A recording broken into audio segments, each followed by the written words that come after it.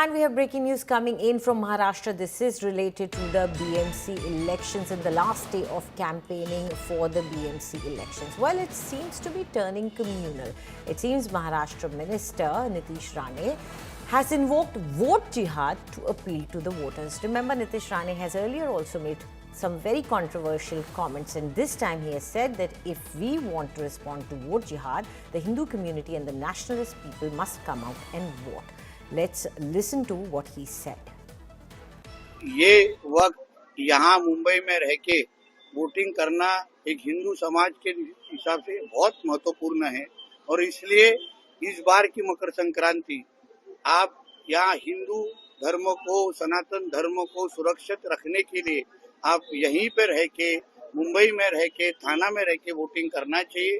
जेणेकरून अगले साल की मकर संक्रांति अगर आपको हिंदू बन के अगर यहाँ सेलिब्रेट करनी हो तो इस साल आपको मुंबई महापालिका हो, थाना महापालिका और सभी महापालिका में मतदान बड़े पैमाने पे करना चाहिए, क्योंकि सामने से जो वोट जिहाद हो रहा है, हर किसी को मस्जिद और अजान के नाम पे डराया जा रहा है, उसका जवाब अगर हमको देना है तो हिंदू समाज को, राष्ट्रभक्त समाज को बड़े पैमाने पे वोटिंग के लिए उतरना होगा। And joining us now is India Today's Mustafa Sheikh. Mustafa, this is not the first time Nitish Rane has made his comments. He is what you could say a habitual offender.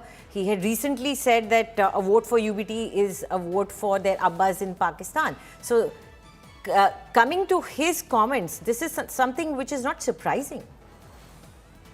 Well, that's true, and given that Mumbai has a huge budget, every political party wants power in any way possible. And in this election, though the Congress and the Shiv Sena UBT are contesting separately, the BJP has maintained the issue of vote jihad, the issue of Ek Hai to Safe, and these things have been used, and also the issue of who will be the mayor of Mumbai and what will be their religion. So while on one hand the development push has been given, some leaders have maintained this communal line so that they do get votes by all means. Right.